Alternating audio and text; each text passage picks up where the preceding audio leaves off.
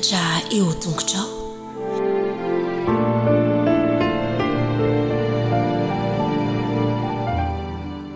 aitsika e fahalimerabanao zay atratra nyity sabata ity ary manasanao hiaraka hifantoka ny amin'ny loha hevitra zay rahantsika mamerina ankehitriny hiaraka hifantoka ho iah satria ity tsy fifantohany ty anisan'ny tena olan'ny olombelona olan'ny tanora ankehitriny tsy ampy fifantohany sika ary zany tsy mampitombo atsika ara-pana tsy mifantoka isika rehefa andao hianatra de tena mifantoka andao hivavaka de tena mivavaka tsy manan-tsala zay ndray rany lohateny zay rahantsika makalesona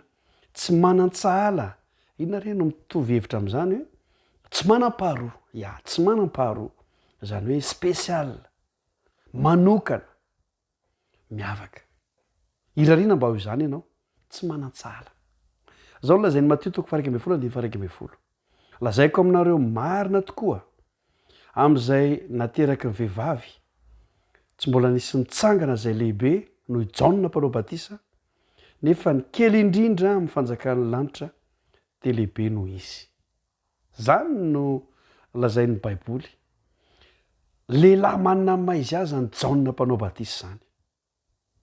izy nanao batisa tamin'ireo loharano maro samihafa tamin'ny andron' Jesosy ary izy mihitsy ary nanao batisa an' Jesosy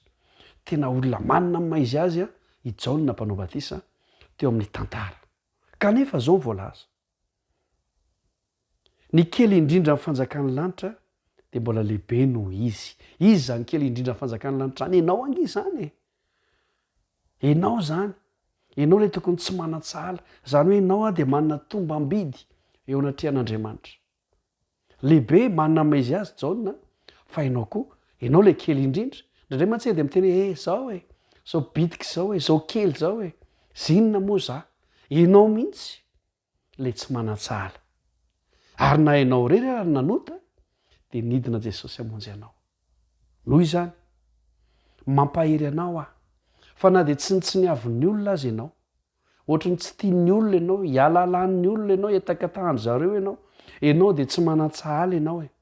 tsy manam-paharoa ianao spesial ianao olona miavaka ianao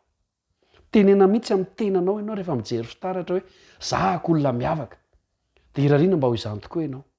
ianao tena mahery ianao tena olona ho tafita zany tenenina zany avoaka ny vava fa matetika rehefa miteny de za mo kely tsy bitika tsinitsininy mpanompo tsy mahasoa ihany kakana sy vovoka sy ny sisa fa ianao de tsy manan-tsala ampiakary ny tombam-bidinao ary aza manambany ny tenanao ianao fa tsy manan-tsala ianao satria Jaona mpanao batisa azy dia azo lazaina hoe kely no ianao le ao amin'ny fanjakan'ny lanitra de mahereza mazotoa de mitombo hatrany amin'i Jesosy mandra-piresaka indray ary